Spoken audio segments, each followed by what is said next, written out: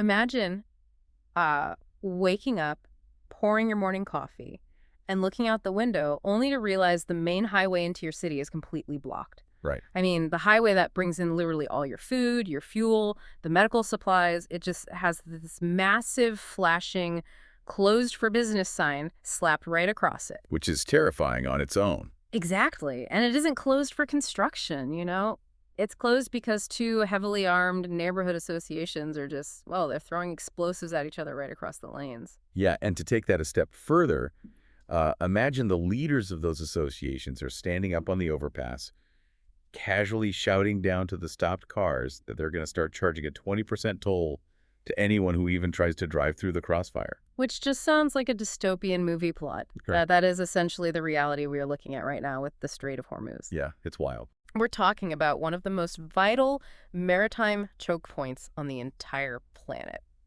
So our mission today for you, the listener, is to cut through the incredibly chaotic headlines coming out of these recent clashes in that waterway. Because there's a lot of noise out there right now. So much noise. We have a stack of fresh reports today, ranging from military analysis out of King's College London to some really deep economic market breakdowns.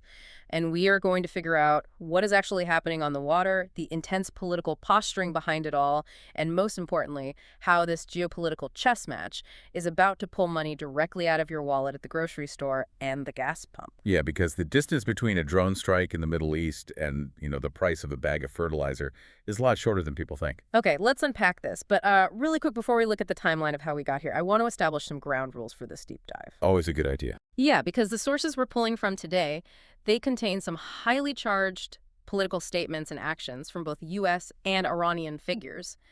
So I want to make it explicitly clear to you that we are here to impartially report these viewpoints. Right, just laying out the facts. Exactly.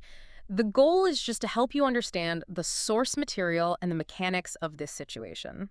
We aren't taking or endorsing any political sides here. We are simply reading the board to see how the pieces are moving. And honestly, looking at the mechanics rather than the politics is really the only way to understand the actual physical impact this is having on global logistics. Right. So let's start with that physical impact, the tactical reality on the water. Because we are seeing a sudden escalation in clashes with, footage of new strikes just flooding social media. What exactly are the military forces doing to each other right now? Well, the exchanges are highly targeted, but they're severe. According to the latest reports, U.S. aircraft and drones have hit a series of Iranian military targets. And the Fars news agency in Iran reported that 3 people were killed in those initial aerial attacks. But then the U.S. Central Command, they moved the fight to the water. Right. They deployed 3 Corsair unmanned surface vessels. Wait, sorry, unmanned surface vessels, like Yep. drone ships. Exactly, essentially explosive drone ships. And they used them to strike an Iranian ship maintenance facility and a submarine base at the port of Bandar Abbas. Wow.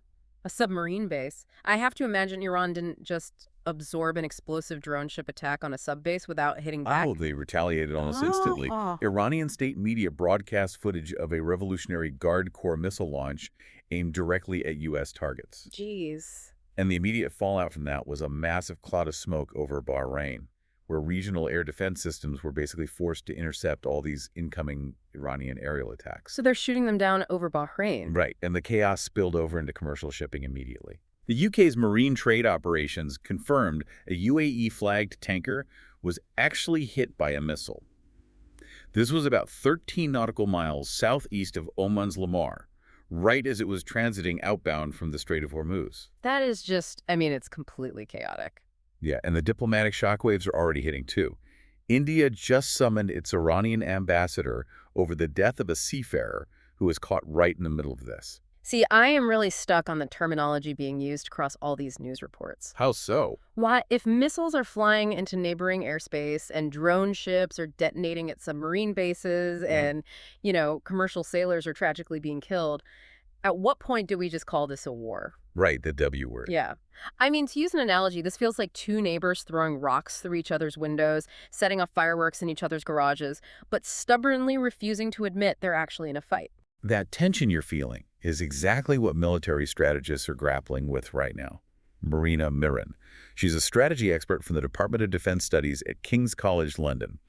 She provided some brilliant analysis on this in our sources. Oh, really? Yeah, she points out that the answer depends entirely on how we classify conflict legally, which is often very different from how it looks on a video screen. So how are they classifying it, if not a war? What's fascinating here is how the definition of war is manipulated to keep the situation in this precarious equilibrium.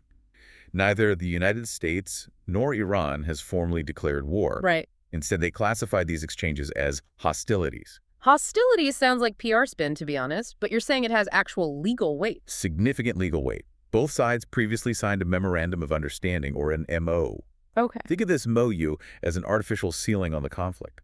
It legally caps the military means and the scale of force each side is allowed to deploy. Oh, I see. Yeah, if either side formally declared war, that ceiling completely vanishes and the gloves come off. So by keeping the violence categorized just as hostilities, they can, exchange airstrikes and blow up facilities while remaining just below that legal threshold of a full-scale war. That is wild. But okay, if they are deliberately fighting below that legal ceiling, how do they actually measure who is winning? Because the U.S. has traditionally focused on counting things, like proudly announcing they destroyed a certain number of enemy missiles or, radar dishes. Right, and Miron's analysis argues that the U.S. is actually using a fundamentally flawed metric for success in this specific context. Really? Why is it flawed? Well, counting destroyed stockpiles works when you are fighting a conventional enemy who's actively trying to match your military output. But Iran is a militarily weaker actor in this dynamic. So they aren't trying to match them. Exactly. They aren't trying to match the U.S. stockpile for stockpile. They are relying almost entirely on asymmetric warfare. Okay, so they're actively avoiding a head-to-head fight. What does that asymmetry actually look like in practice in the Strait of Hormuz? It looks incredibly cheap and highly disruptive. Okay. Instead of building multi-billion-dollar aircraft carriers, they use inexpensive basic drones and various types of sea mines strategically scattered in the shipping lanes. Wow, just sea mines and cheap drones. Yeah, and the statistics from the past century of irregular warfare show this really clear pattern. The weaker, non-state, or less conventionally organized actor frequently prevails against regular armed forces by using these exact asymmetrical tactics. It makes me think of spending $1 million to install a state-of-the-art laser grid security system around your neighborhood, Right. only for someone to shut down the entire community by just throwing a $5 rusty padlock onto the main gate. That's a perfect analogy. The incredibly cheap tool completely neutralizes the massive expensive infrastructure. And that dynamic creates a massive strategy vacuum for the traditional superpower. Maron points out that a grand military strategy has to be tied to a clear, achievable political objective. But the U.S.'s goals in this region keep drastically shifting. I've actually noticed that in the press briefings. Yeah, originally the rhetoric was heavily leaning toward regime change. Then it pivoted entirely to destroying Iran's nuclear capabilities. Right. After that, it was about targeting missile stockpiles, and recently there has even been talk of targeting energy infrastructure, like specifically taking control of Karg Island. And because none of those previous constantly shifting goals have been achieved through the military instruments the U.S. chose, Maron suggests we are now looking at a twofold strategy that's born out of a desperate need to save face. Save face? From what? Well, the U.S. administration faced intense internal and external criticism for giving Iran concessions in that original Memorandum of Understanding we talked about. Oh, right, the MEMU. Because of that political pressure, they are now deploying a mix of military action and coercive diplomacy. The objective isn't a grand military victory anymore. It's about stabilizing the region while projecting enough dominance to politically save face at home. But if their military goals are stalling out, and this is really all about projecting dominance, how are they actually trying to enforce control? It seems like they're moving away from dropping bombs and moving toward economic warfare. Exactly. The economic chokehold is the next major escalation. The U.S. Central Command actually announced a resumption of the blockade of Iranian ports, which kicked in right at 4 p.m. Washington time. Okay, here's where it gets really interesting. Just as that blockade is announced, Donald Trump takes to social media and drops an absolute bombshell into the geopolitical arena. Yeah, he did. He declares that the USA will, from this point forward, be known as the guardian of the Hormuz Strait. And for providing that guardianship, he says the U.S. expects to be reimbursed with a 20% toll on all cargo shipped through the waterway. A 20% toll on all global cargo, passing through the world's most critical energy choke point. Mm, It's unprecedented. it's massive. It is. And we are looking at the international responses strictly to see how the geopolitical market is processing this demand. Iranian Foreign Minister Abbas Araqi immediately fired back. I bet. And he actually agreed with the premise that whoever provides secure passage should be compensated. Well, I'm guessing he doesn't think those checks should be mailed to Washington, though. Not at all. Araqi claimed that Iran has always been the guardian of the strait and will remain so forever. He then stated that a 20% toll is too much, adding, quote, "We will be fair." So we essentially have two global powers setting up competing toll booths on the exact same highway. Yes. But they aren't the only ones reacting, right? Brazilian President Lula da Silva weighed in, too. He did. He announced he would clear ships through the strait himself, but for every ship he clears, he plans to charge a 20% fee directly to the owner of the oil. And he bluntly called the initial toll proposal piracy. I mean, I am genuinely trying to wrap my head around the logistics of this. It's a nightmare. If competing powers are aggressively demanding 20% cuts under threat of military force, how does a shipping company even navigate that? Do they get an invoice in the mail? Do military vessels literally board the ships to collect a tax? Like, how does global trade not just instantly collapse? The truth is, the practical logistics of collecting those tolls are almost impossible to enforce without sparking a massive international incident. Right, that makes sense. What we are really seeing is aggressive geopolitical signaling.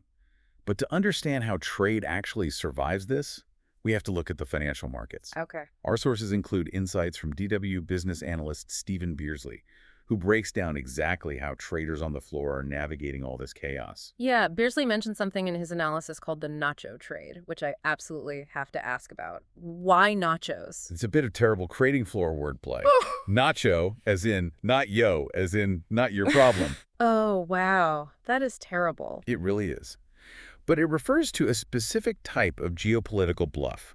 When these high-stakes standoffs first began, some traders bet the aggressive posturing over a strait or a border is just that, a cheesy bluff that won't actually materialize or affect their trades. They assume one side, often referencing Trump's past negotiating tactics, will eventually chicken out. So they just ignore the news and keep trading as normal because they think it's fake. Exactly. But based on the missiles actually hitting tankers, I'm assuming the nacho trade optimism is dead. Completely dead. Beersley points out that the market has resigned itself to a new reality. There is no chance the strait simply reopens and goes back to normal anytime soon. Okay. The market believes we've entered what he calls a PMOU era, pre-memorandum of understanding. Meaning that artificial ceiling on the conflict, the MOU, that was keeping things legally classified as just hostilities, that is effectively out the window in the eyes of the financial world. Yes. The market sees that the fundamental framework of restraint has vanished. And when that happens, it triggers a very predictable, very painful macroeconomic domino effect. Right. Traders anticipate scarcity, so commodity futures immediately go up. I want to slow down and trace that domino effect for a second. Why does the fear of scarce goods automatically make stock prices fall? Let's follow the chain reaction. When everyday materials become scarce because ships can't get through a strait, those materials get expensive. Yeah. That is inflation. Traders see this coming, so treasury yields go up as they start pricing in the likelihood that central banks will hike interest rates. And central banks raise interest rates specifically to cool down an overheating inflationary economy. So, to use a localized analogy, it's like the only bank in a small town suddenly doubling its mortgage and business loan rates. Precisely. Suddenly, businesses can't borrow money cheaply to expand, and consumers stop spending because their credit cards are too expensive. Which means less money floating around. Exactly. Less money flows freely into the economy, company profits shrink, and as a direct result, share prices fall across the board. It's an automatic tightening of the global economy triggered by a blocked waterway. And we saw the beginning of this immediately in the oil market. Major oil benchmarks rose more than 10% in a single day, which the sources note is a record for recent years. Yeah, it was a huge jump. It's a terrifying spike. But, I am looking at the current numbers right now, and oil is sitting around $87 a barrel. When this conflict first flared up, analysts were screaming that oil could rocket to $150 or even $200 a barrel. True.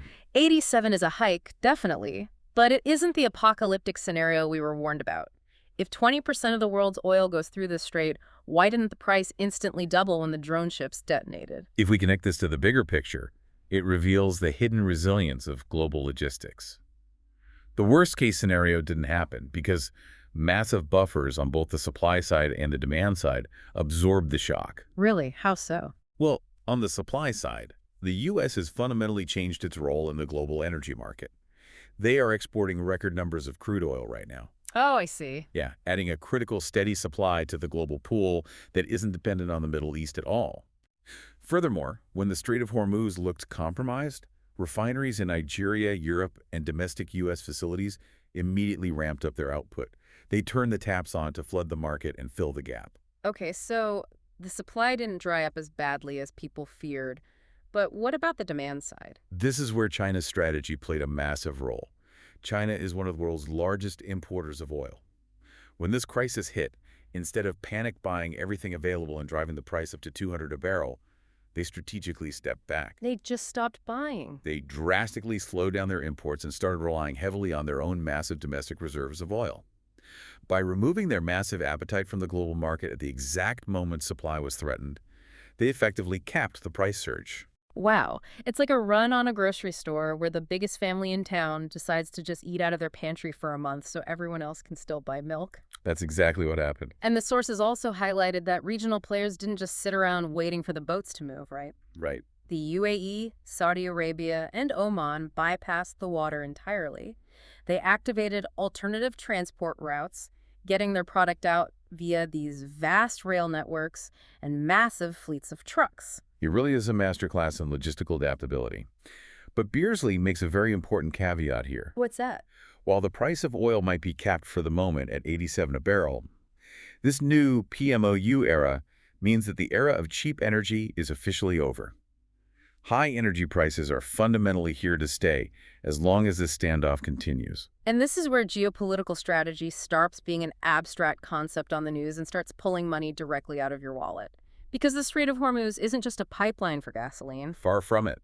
The region is a vital supplier of numerous other critical commodities that power everyday life. Yeah, the reports explicitly track the rising costs of helium, for example. Which is huge. Right, because it's absolutely vital for medical imaging, like MRI machines, and for tech manufacturing. Plus, aluminum prices are surging because massive amounts of it have to be shipped out of that specific region. Yep. And perhaps most critically for the average person, fertilizers. And the mechanism there is brutal but simple. If the price of fertilizer goes up, the fundamental cost of growing crops goes up globally. Which guarantees an unavoidable increase in global food prices later this year. Exactly. The shockwave takes a few months to travel from a blocked port in the Middle East to the produce aisle at your local supermarket, but it is already locked in and coming. It essentially acts as a delayed, invisible tax on everyday life. Yeah. Driven entirely by political posturing and asymmetrical warfare. Man, we have covered a massive amount of ground today. We really have. We started by looking at how U.S. aircraft and Iranian missiles are actively exchanging fire over a vital waterway, carefully classifying it as hostilities just to avoid a declared war. We saw how a handful of incredibly cheap drones and basic sea mines managed to completely scramble and neutralize the military strategy of a global superpower. The rusty padlocks. Exactly. And then we watched world leaders demand competing 20% tolls on global shipping simply to project dominance and save face. And finally, we traced how all of that reshuffled the global market, triggering this economic domino effect that pushes up the price of everything from medical helium to the food on your table. And all connected. So what does this all mean? It means the very definition of conflict is changing right in front of us. We are living in a time where a superpower's desperate need to save face has a direct, measurable cost on your life. And this raises a critical question, something for you to mull over after this deep dive ends. We explored how militarily weaker actors are successfully using $5 padlocks, basic drones, and sea mines to completely paralyze the multi-billion-dollar infrastructure of traditional superpowers. If cheap, asymmetrical tactics can consistently outmaneuver expensive, conventional arsenals, are we entering an era where having the biggest military budget in the world is no longer a guarantee of global control? That is a fascinating thought to leave on. The neighborhood highways close, the tolls are being demanded, and the old rules of the road simply don't apply anymore. Thank you so much for taking this plunge with us today. Keep questioning those headlines, keep looking for the mechanisms behind the chaos, and we will catch you on the next deep dive.